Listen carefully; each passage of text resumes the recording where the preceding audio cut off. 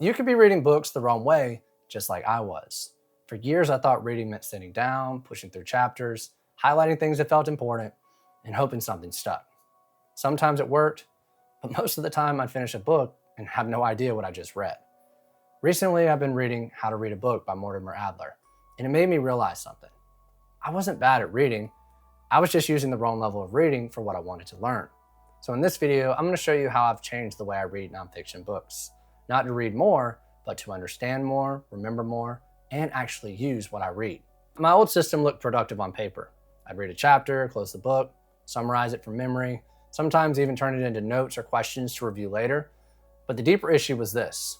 I was treating every book the same, regardless of its purpose or difficulty. And that created two problems.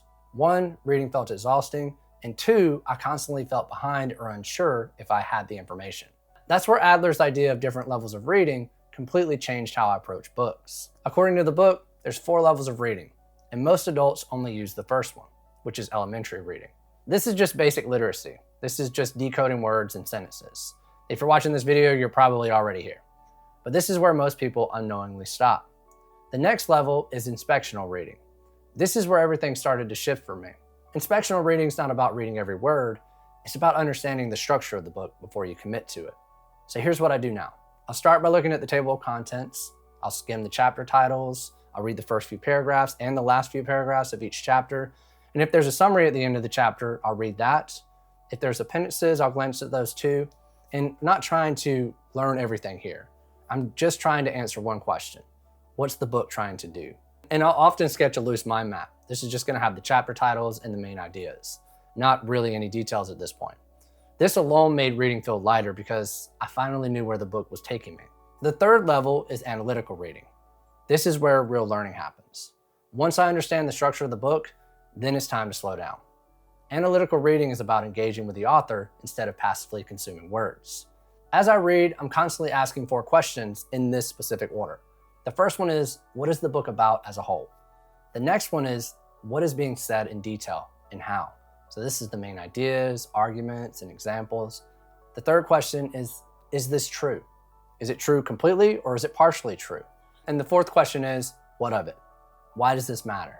So this is where highlighting and writing in the margins actually becomes useful, not as decoration, but as dialogue. Instead of taking massive notes, I write short thoughts in my own words and connect ideas back to my original mind map. And this was something that kind of surprised me, is like, now when I read, it's more engaging and almost conversational. And it's literally impossible for me to fall asleep reading a book. Like, I had to move from reading in my room to reading in this office because I was falling asleep in my bed while I was reading. So, let me know in the comments if that's ever happened to you. The fourth level is syntopical reading. This is the long game. Syntopical reading is when ideas start to connect across multiple books. You're no longer just learning what one author thinks, you're comparing perspectives, spotting patterns, and forming your own understanding of a topic. This happens naturally over time, especially when reading philosophy, psychology, or history. You don't force this level. It emerges as you build depth. Before this, I wouldn't move on until I felt like I fully understood a chapter, which led to overthinking and analysis paralysis.